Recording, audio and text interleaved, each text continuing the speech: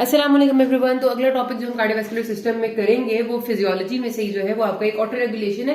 Auto regulation में इस वजह से मैं स्पेसिफिकली अलग से बता रही हूँ बिकॉज इसमें से दो तीन बहुत इंपॉर्टेंट एमसीक्यूज आपके आया करते हैं एफसीपीएस में भी और एमडीएमएस में भी, जिसमें ऑटो रेगुलेशन का मतलब क्या है। बेसिकली इसका मतलब ये होता है कि जो ब्लड फ्लो है वो डिफरेंट ऑर्गन्स को अगर थोड़ा बहुत आगे पीछे कभी चेंज भी हो रहा है, फॉर एग्जाम्पल जैसे हम एक्सरसाइज करते हैं तो एक्सरसाइज के दौरान ज्यादा काम हमारे स्केलेटल मसल्स कर रहे होते हैं और जो हमारा गट के मसल्स हैं वो कम काम कर रहे होते हैं, तो ब्लड फ्लो डिफरेंट एरियाज को थोड़ा सा डिफरेंशिएट कर देते हैं। तो वो खुद ब खुद ही बॉडी उसको मेंटेन कर लेती है, किसी एरिया को ज्यादा दे देती है, किसी एरिया को थोड़ा सा कम कर देती है। तो वो जो एक मैकेनिज्म है जिसमें ब्लड फ्लो हर ऑर्गन का मेंटेन रहता है, हालांकि जरूरियात बदलती रहती है, उसे ऑटो रेगुलेशन कहते हैं। ठीक है, जहन में रखना है, बहुत इंपॉर्टेंट एमसीक्यू है। सबसे ऊपर लिखा हुआ है लंग्स।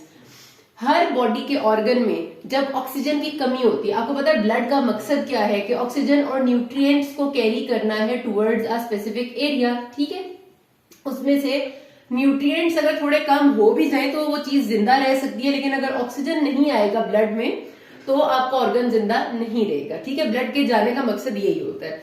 अब जाहिर सी बात है कि जब किसी जगह पर हाइपोक्सिया होता है, हाइपोक्सिया का मतलब है कि ब्लड में ऑक्सीजन नेचुरली कम है। ठीक है, जिस भी वजह से है ब्लड में ऑक्सीजन कम है। तो सपोज ये मेरे पास हार्ट है, ठीक है, हार्ट में अगर वो जब हार्ट महसूस करेगा कि ब्लड में ऑक्सीजन कम है, जिसका मतलब कि उसकी जरूरियात पूरी नहीं हो रही, तो वेसल्स उसकी जो हार्ट की वेसल्स हैं जो हार्ट को परफ्यूज कर रही है, सपोज वो नॉर्मली इतनी पतली होती थी तो वो थोड़ी सी खुली होकर इतनी ज्यादा हो जाएंगी, क्योंकि ब्लड ज्यादा आ सके और ज्यादा अमाउंट में ब्लड आएगा तो थोड़ा ऑक्सीजन होने के बावजूद भी वो उसकी जरूरियात को पूरा कर देगा। रिजल्टेंटली क्या हुआ कि हाइपोक्सिया की वजह से वेजोडाइलेशन होगी। ठीक है, तो सारी बॉडी में यही मैकेनिज्म है कि whenever there is hypoxia, decrease in oxygen, resultantly it causes vasodilation in that area, ताकि उतनी सी एरिया में भी उस ऑक्सीजन की कमी के बावजूद ऑक्सीजन पूरा हो जाए। लेकिन लंग्स में ऐसा नहीं है, लंग्स में मैकेनिज्म थोड़ा ऑपोजिट है। लंग्स में जब भी हाइपोक्सिया होगा, ऑक्सीजन की कमी होगी, ऑलवेज रिजल्ट्स टू वेजो कंस्ट्रिक्शन। ठीक है, जब ऑक्सीजन कम होती है तो लंग्स अपनी वेसल कंस्ट्रिक्ट कर लेता है, इसकी वेसल्स में कंस्ट्रिक्शन आ जाती है और तंग हो जाती है। ठीक है, ये एक नेचुरल मैकेनिज्म है जो आपने याद रखना है। और उसकी वजह यह है कि लंग्स बाहर से एल्वुलाई में जो हवा आ रही है वो नेचुरली ऑक्सीजन वहां से ले लेते हैं, उनको बाहर के अंदर के ब्लड की उतनी ज्यादा जरूरत नहीं है, जिसकी वजह से हाइपोक्सिया लंग्स में वेजो कंस्ट्रिक्शन करता है और बाकी सारा जो एरिया है वहां पर पूरी बॉडी में सारी तरफ वेजोडाइलेशन हो जाती है। ठीक है, अब क्या चीज वेजोडाइलेशन और क्या चीज वेजो कंस्ट्रिक्शन करती है? लंग्स में तो वेजो कंस्ट्रिक्शन होगी, हमने बात कर ली। जो हार्ट है मेनली आपका, जब भी ये एमसीक्यू बहुत दफा आता है कि जब भी आपके पास हार्ट की ब्लड सप्लाई में चेंज की जरूरत आएगी, यानी कि आप सपोज एक्टिविटी कर रहे हैं, डेफिनेटली आप एक्सरसाइज कर रहे हैं तो एक तरफ आपकी स्केलेटल मसल ज्यादा काम करें, दूसरी तरफ आपके हार्ट को भी ज्यादा पंप करने की जरूरत है। तो जब भी एक्टिविटी हार्ट की बढ़ती है तो क्या चीज उससे सबसे पहले कंट्रोल करती है? Local metabolites. ये एमसीक्यू इतनी दफा आता है कि in exercise the increased activity of heart is initially controlled by local metabolites। ठीक है, लोकल मेटाबोलाइट्स का मतलब क्या होता है कि जो वहां पर नाइट्रिक ऑक्साइड होगा, कार्बन डाइऑक्साइड का ज्यादा अमाउंट प्रोड्यूस होगी, ऑक्सीजन कम हो जाएगा, ये सारी चीजें ब्लड में मौजूद होंगी और यही लोकल मेटाबोलाइट्स के तौर पे एक्ट करेंगे और हार्ट में वेजोडाइलेशन कर देंगी, जिसकी वजह से हार्ट की ऑक्सीजन की सप्लाई पूरी हो जाएगी। ठीक है, क्योंकि जाहिर सी बात है जब आप एक्सरसाइज करेंगे तो ऑक्सीजन की ब्लड में सप्लाई थोड़ी कम हो जाएगी और कार्बन डाइऑक्साइड थोड़ी ज्यादा हो जाएगी, इस वजह से होगी क्योंकि जरूरत ज्यादा होगी। ठीक है, इसी तरह जो ब्रेन है उसमें भी इनिशियली जब वेजोडाइलेशन होती है तो लोकल मेटाबोलाइट्स की बेस पे होती है और ब्रेन का लोकल मेटाबोलाइट सबसे इंपॉर्टेंट कार्बन डाइऑक्साइड है। मैंने आपको पहले भी बताया था। हार्ट का ज्यादा इंपॉर्टेंट, हार्ट का ये सेंट्रल जो आपका नीचे का सिस्टम है उसका ऑक्सीजन ज्यादा इंपॉर्टेंट है, ब्रेन के लिए कार्बन डाइऑक्साइड का होना, इंक्रीज हो जाना ज्यादा इंपॉर्टेंट है वेजोडाइलेशन के लिए। जो किडनीज है, किडनीज में एक तो आपका ट्यूबुलोग्लोमेरुलर फीडबैक मैकेनिज्म, ट्यूबुलोग्लोमेरुलर फीडबैक मैकेनिज्म जो आपका रास है, रेनिन एंजियोटेंसिन एल्डोस्टेरोन सिस्टम, ये चीज बहुत इंपॉर्टेंट है। जब भी किडनी के ट्यूब्यूल्स को पता चलता है कि प्रेशर कम है तो ये डिफरेंट किस्म के एंजाइम्स भी रिलीज करती है, जिसमें आपका रेनिन एंजियोटेंसिन वगैरह सिस्टम है। पूरा हम डिटेल में पढ़ेंगे, लेकिन ये एक बहुत इंपॉर्टेंट सिस्टम है किडनीज में जो ऑटो रेगुलेशन करते हैं। अब एक और इंपॉर्टेंट एमसीक्यू आया, बहुत इंपॉर्टेंट एमसीक्यू आया जो आप हमेशा गलत करते हैं, वो ये कि स्केलेटल मसल ना थोड़ा सा डिफरेंट है बाकी चीजों से।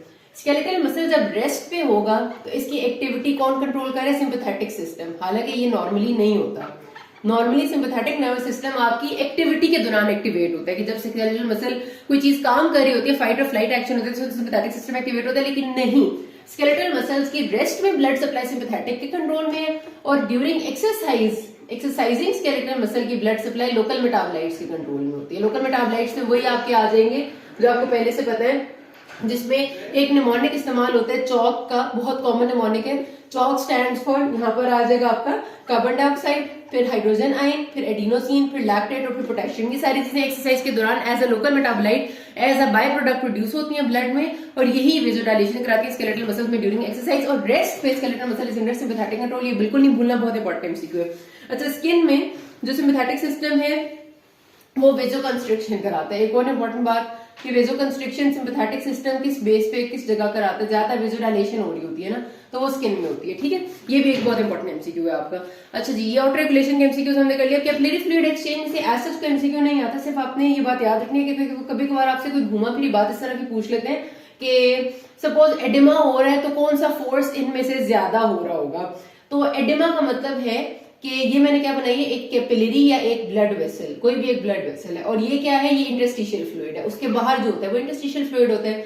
तो आपको पता होना चाहिए कि कौन सी फोर्स है जो इंटरस्टिशियल फ्लूइड में मौजूद है, जो फ्लूइड को वेसल के अंदर भेजना चाह रही है, कौन सी ऐसी फोर्स है जो इंटरस्टिशियल फ्लूइड में फ्लूइड को रखना चाह रही है। इसी तरह दो फोर्सेज होती हैं हर वेसल के अंदर, उनमें से एक फोर्स होती है जो कि वेसल के अंदर ब्लड को रखना चाहती है और दूसरी होती है जो उसके बाहर धक्का देना चाहती है। ठीक है, तो ये चारों फोर्सेस जब आपको पता होंगी तो आपको समझ आ जाएगी कि एडेमा हो रहा है तो कौन सी फोर्स ज्यादा हो रही होगी और कौन सी कम हो रही होगी। ठीक है, अब मैंने बता दी वेसल आपके सामने बनी हुई भी है और आपके सामने मैंने बनाया भी है, लेकिन फिर भी मैं आपको अलग से बता देती हूँ कि जब आपके पास वेसल एक है, कोई भी ब्लड वेसल है, उसके अंदर दो फोर्सेज एक्ट करती हैं जो फ्लूइड को बाहर धक्का देती है। हमेशा किसी भी जगह से बाहर धक्का देने वाली फोर्स हमेशा हाइड्रोस्टैटिक होती है। ठीक है, हाइड्रोस्टैटिक, हाइड्रो का लफ्ज है, धक्के का लफ्ज है। हाइड्रोस्टैटिक जो फोर्स वेसल के अंदर एक्ट कर रही है वो कहती है कि बाहर चला जाए ब्लड, और ये हाइड्रोस्टैटिक फोर्स जब इंटरस्टिशियल फ्लूइड के ऊपर भी एक्ट कर रही होती है, जो इसकी इंटरस्टिशियल फ्लूइड की हाइड्रोस्टैटिक है, कहती है फ्लूइड चला जाए इंटरस्टिशियल फ्लूइड से वेसल के अंदर, तो हमेशा हाइड्रोस्टैटिक फोर्स अपनी जगह से दूसरी जगह भेजती है, धक्का देती है। Hydrostatic force of the vessel pushes the fluid outside, hydrostatic force of the interstitial fluid pushes inside. Similarly एक और होती है oncotic force. Oncotic force हमेशा अपने पास रखती है, O क्यूट सा होता है ना, अपने पास रखते हैं चीजें। Oncotic force of the vessel चीजें अपने पास यानी ब्लड को अपने अंदर रखने की कोशिश करती है, और सबसे ज्यादा इसके मेंटेन करने वाला होता है एल्ब्यूमिन ब्लड में। ठीक है, और इंटरस्टिशियल फ्लूइड की oncotic force इंटरस्टिशियल फ्लूइड को बाहर मतलब वेसल के अंदर जाने से रोकती है। एडिमा का मतलब क्या है, जब फ्लूइड वेसल से निकल के ज्यादा बाहर आ जाएगा, इंटरस्टिशियल फ्लूइड में आ जाएगा, तो डेफिनेटली इसका मतलब ये है कि या ये वजह हो सकती है कि ऑनकोटिक प्रेशर कम हो गया, क्योंकि ऑनकोटिक प्रेशर ने अंदर रखना था ना फ्लूइड को, या तो ये अंदर वाला ऑनकोटिक प्रेशर कम हो गया या अंदर वाला हाइड्रोस्टैटिक प्रेशर ज्यादा हो गया जिसकी वजह से फ्लूइड ज्यादा बाहर आ गया। लेकिन ज्यादातर क्या मैकेनिज्म होता है कि ज्यादा ऑनकोटिक प्रेशर डिक्रीज हो जाता है, जिसकी वजह से फ्लूइड अंदर नहीं रह पाता और बाहर आने लग जाता है। ऑनकोटिक प्रेशर कौन मेंटेन कर रहा था, एल्ब्यूमिन कर रहा था। एल्ब्यूमिन जब कम होता है बॉडी में तो रिजल्टेंटली एडेमा हो जाता है, मोस्ट कॉमन कॉज होती है। तो ये बहुत इंपॉर्टेंट एमसीक्यूज हमने कुछ कर लिए।